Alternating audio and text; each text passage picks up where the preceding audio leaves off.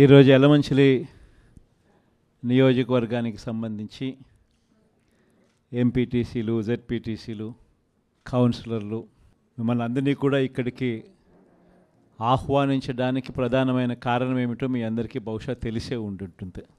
మనమంతా ఒక తాటి మీద గట్టిగా ఉండాం కాబట్టి, గట్టిగా నిలబడగలిగినాం కాబట్టి ఆయన కూడా మెడలు వంచక తప్పలేదు. ఈరోజు మెడలు వంచక తప్పలేదు. ధర్మం, న్యాయం ఈరోజు గెలిచింది.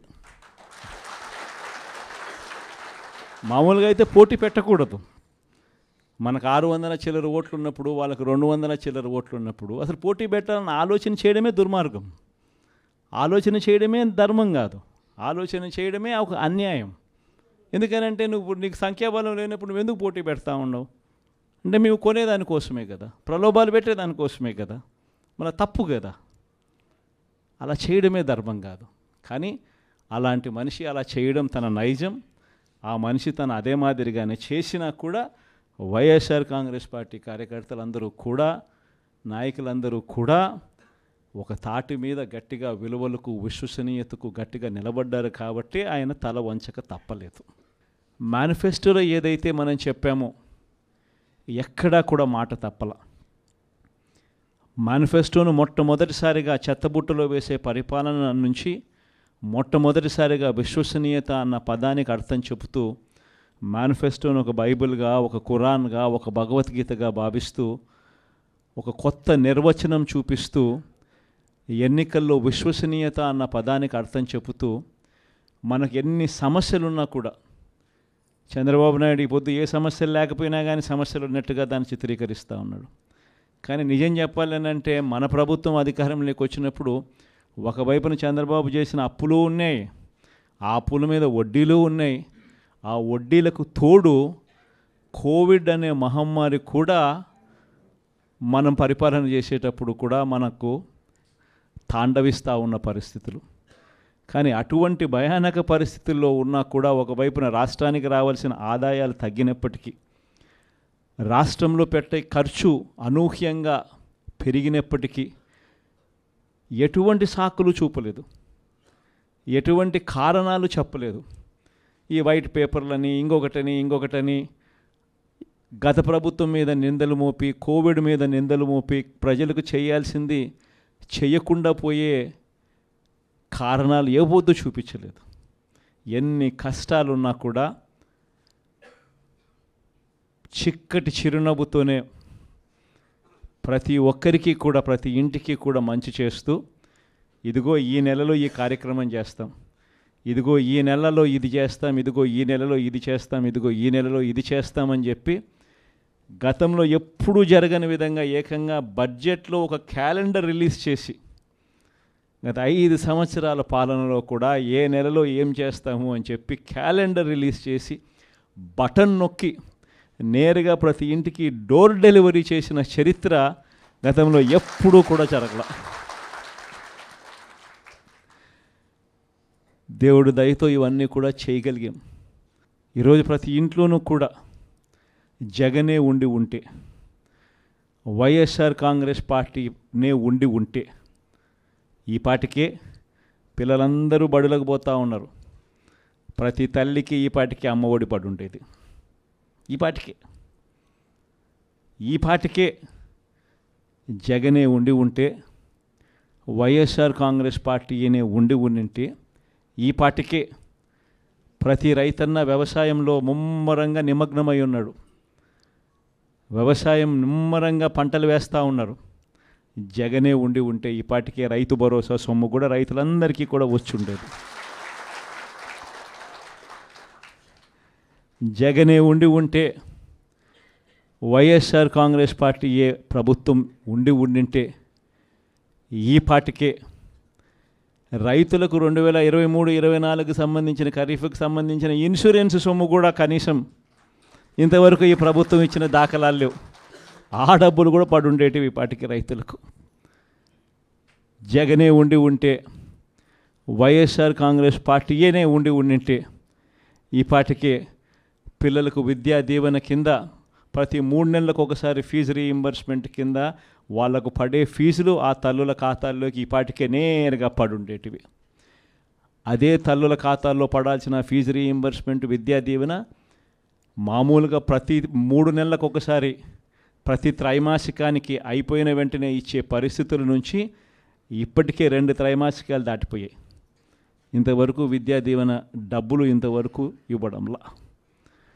వసతి దీవెన డబ్బులు ప్రతి ఏప్రిల్లో మామూలుగా ప్రతి తల్లికి కూడా వసతి దీవెన కింద ఒక ఇన్స్టాల్మెంట్ పడేది. ప్రతి పొదుపు సంఘంలో ఉన్న అక్క చెల్లెమ్మకు 0 వడ్డీ కింద ప్రతి ఏప్రిల్లోనే మామూలుగా అయితే 0 వడ్డీ డబ్బులు పడుండేటివి. అవి కూడా పడకుండా పోయాయి. మత్స్యకార భరోసా పడలేదు, నేతన్న నేస్తం పడలేదు, వాహన మిత్ర కింద కూడా పడాల్సిన సొమ్ము కూడా మామూలుగా జగనే ఉంటే ఇవన్నీ కూడా సాఫీగా జరిగి ఉండేటివి. ఈరోజు ఏం జరుగుతూ ఉంది? ఒక్కటి కూడా పడకపోగా జరుగుతూ ఉన్న దారుణాలు ఏమిటి అని అంటే, చదువుల రంగమే తీసుకుంటే అప్పుడే టోఫుల్ అనే ఇంగ్లీష్ మీడియం, టోఫుల్ అనే సబ్జెక్టు, టోఫుల్ అనే పీరియడ్ పిల్లలకు గొప్పగా ఇంగ్లీష్ నేర్పించే సబ్జెక్ట్, గొప్పగా వాళ్ళు ఇంగ్లీష్లో మాట్లాడే పరిస్థితి ఉండే టోఫుల్ అనే పీరియడ్ను ఎత్తేసినారు. ఇంగ్లీష్ మీడియం చదువులు ఇక గవర్నమెంట్ బడుల్లో మామూలుగా బాగా జరుగుతాయి అన్న ఆశ పక్కకి నెట్టేశారు. గోరుముద్ద ద్వారా రోజుకొక మెనూతో చిన్న పిల్లలకు పెట్టే భోజనం ప్రశ్నార్థకం అయ్యింది.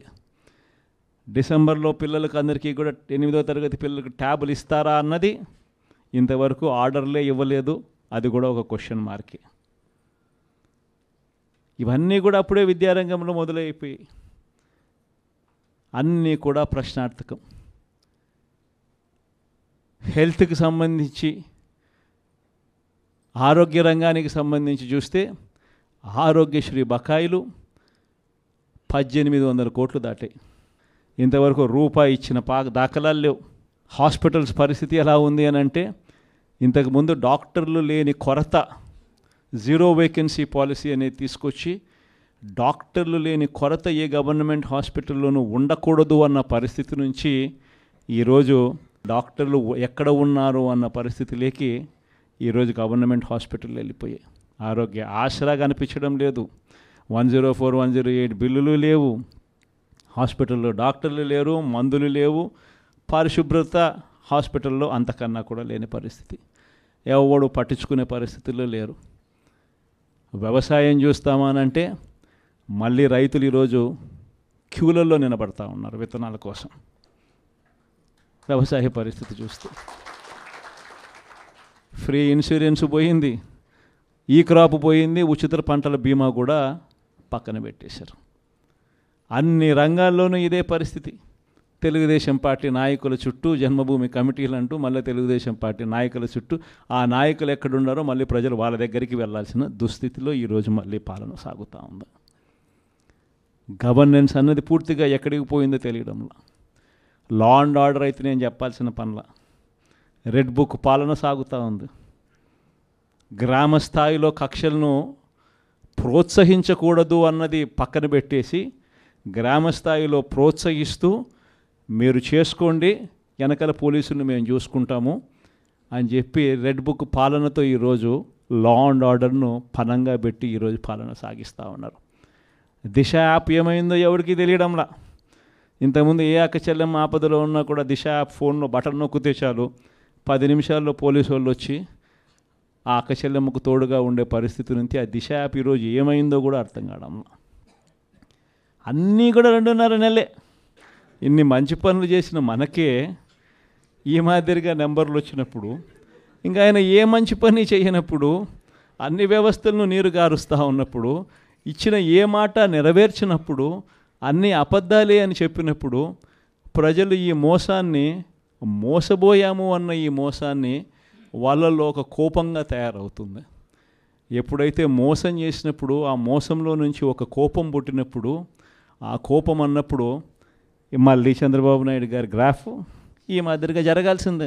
ఈ 5 ఏళ్లలో కష్టాలు ఉండవా అంటే నేను ఉండవు అని నేను చెప్పను. కష్టాలు ఉంటాయి. కష్టాలు లేకుండా సృష్టి ఉండదు. ఒక చీకటి వస్తుంది, చీకటి వచ్చిన తర్వాత మళ్ళీ మరుసటి రోజు పగలు రాక తప్పదు, అదే సృష్టి. కాబట్టి ఈ 5 ఏళ్ళు మన కష్టాలు ఉండవా అంటే ఉంటాయి. కష్టాలు ఏ స్థాయిలో పరాకాష్ఠకు పోవడం నేను చూశాను అని అంటే, నన్నే 16 నెలలు జైల్లో పెట్టారు. అంత తీవ్రమైన కష్టాలు కూడా చూశా. కాబట్టి నేను ఎందుకు చెప్తా ఉన్నానంటే, ఈ విషయం కష్టాలు లేకుండా ఉండవు, కానీ కష్టాలు వచ్చినప్పుడు మనం ఎలా ప్రవర్తిస్తూ ఉన్నాము, మన వ్యక్తిత్వం ఎలా ఉంది, మన క్యారెక్టర్ ఏమిటి అన్నది మాత్రం మనకు శ్రీరామ రక్షగా నిలబడుతుంది అన్నది మాత్రం ప్రతి ఒక్కరు గుర్తుపెట్టుకుని, మనం చేసిన మంచి ఎక్కడికి పోలేదు.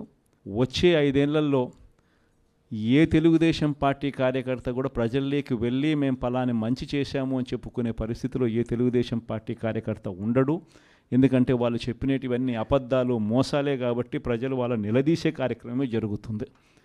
అదే ప్రజలు మళ్ళీ మన వైఎస్ఆర్సీపీ కార్యకర్తలను వీళ్ళు మంచోళ్ళు, ఏ రోజు అబద్ధాలు చెప్పలా, ఏ రోజు మోసాలు చేయలా, చెప్పింది ఏదైనా కూడా చేసి చూపించారు, వీళ్ళు మంచోళ్ళు అని మళ్ళీ వైఎస్ఆర్ కాంగ్రెస్ పార్టీ కార్యకర్తలకు ప్రజలే దండలు వేసి మళ్ళీ మనం నా స్థానంలో కూర్చోబెట్టే పరిస్థితి కూడా ఖచ్చితంగా జరుగుతుంది. ఎన్నికలప్పుడు ఏం చెప్పినాడు? ఎన్నికలప్పుడు వాళ్ళ మనుషులందరినీ ఇళ్ళకి పంపించినాడు. వాళ్ళ ఎమ్మెల్యేలను, వాళ్ళ మనుషులను అందరినీ పంపించి ఇళ్ళకి పంపించినప్పుడు వాళ్ళ క్యాంపెయిన్ కూడా ఏమిటి? చిన్నపిల్లలు కనపడినారనుకో, నీకు 15,000, నీకు 15,000, నీకు 15,000, నీకు 15,000. సంతోషమా అని అడిగేవాడు. ఇంట్లో నుంచి వాళ్ళ అమ్మ బయటకు వచ్చిందనుకో, నీకు 18,000, సంతోషమా అని అనేవాడు.